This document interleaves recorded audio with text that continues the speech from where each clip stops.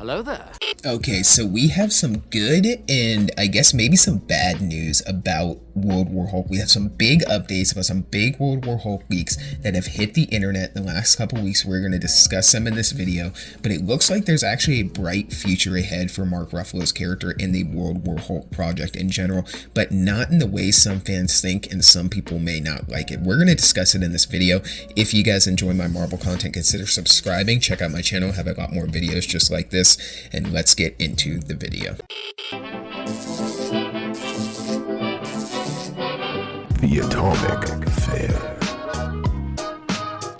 Okay, so Alex Perez from the Cosmic Circus, who, like many leakers who have leaked a lot of really prominent stuff in the past, they also have kind of a shaky reputation. He came out and discussed a lot of the big future Marvel projects, and a lot of people were asking him about World War Hulk. He did a Q&A and he got a couple questions about it, but I'm going to tell you what his response was to one of the main questions, asking what the future of the World War Hulk project will be. He said there are a lot of side stories currently running at the same time in the MCU, and we know that the endgame for the multiverse saga is going to be Secret Wars. There's no doubt about it.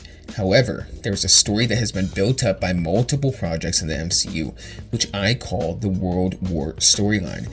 This storyline has been set up by projects in Spider-Man Far From Home, WandaVision, Falcon and the Winter Soldier, Black Widow, Eternals, Spider-Man No Way Home, Miss Marvel, She-Hulk, Black Panther 2, and Secret Invasion. This storyline, which has been cooking from the sidelines, essentially has the countries of the world in fear of the unprecedented number of heroes that have started to pop up in recent years and the number of incidents that have occurred recently in the MCU since the events of Endgame. And with no Avengers currently active, the nations of the world are in a race with each other to try and develop their own superhuman soldiers or teams to defend themselves from all enemies, foreign and domestic. It's why France was suspiciously trying to obtain vibranium from Wakanda in a covert operation at the beginning of Black Panther 2. The same reason applies to the United States trying to obtain vibranium without Wakanda's knowledge in the middle of the ocean before being intervened by Namor and the Tolokans. It's also why the US has the Department of Damage Control, DODC, handle any superhuman incidents such as in Spider-Man No Way Home, Miss Marvel, and She-Hulk. This storyline is about to reach its peak point in the MCU in stories like Captain America, Brave New World, where we'll see some countries trying to harvest materials to develop their own superhuman teams, while others are already so advanced that they're already experimenting and creating their own version of superhumans, such as the Leader, Red Hulk, and don't get me started on the ones we'll see in Thunderbolts. Where am I getting at with this? Marvel Studios is setting up a World War Hulk project, albeit not in the way that people would expect. The idea is for Bruce Banner, who teased the dangers of Hulk's blood back in She-Hulk Attorney at Law, to finally see his worst nightmare come to life: the United States government and the governments of the world creating their own Hulks. This might be the breaking point for Banner and could potentially see the return of the Savage Hulk people have been wanting to see for so long, as he goes toe-to-toe with President Ross as the Red Hulk, which I'm being told will happen sooner rather than later. So I don't know if we're actually going to get a World War Hulk movie or a World War Hulk, Disney Plus or any, thing like that.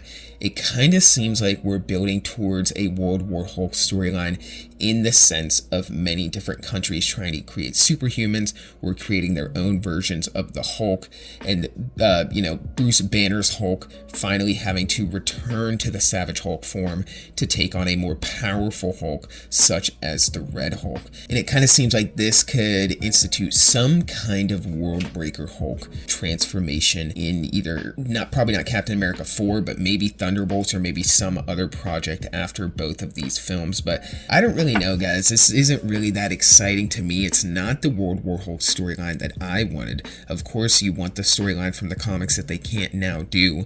So with them not really being able to tackle that comic storyline, which sees Hulk shipped off to planet Sakaar, where his ship explodes on the planet after he becomes king, finds a wife and finds peace. His wife is pregnant, and the ship that he came to the planet on explodes and destroys the planet, leaving only remains this, turning most of everything that he loved into ashes and sending Hulk on a rampage back to Earth to fight the Avengers and most of the heroes on Earth. That storyline can't happen now.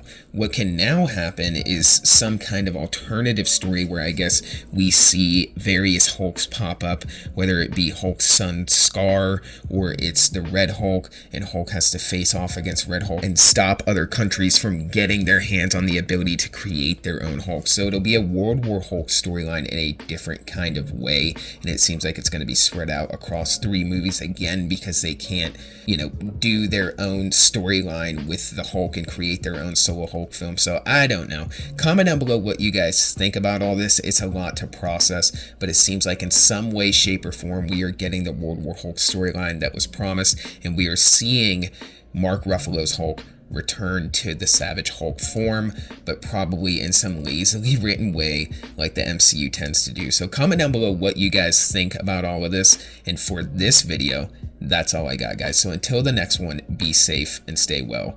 Bye-bye.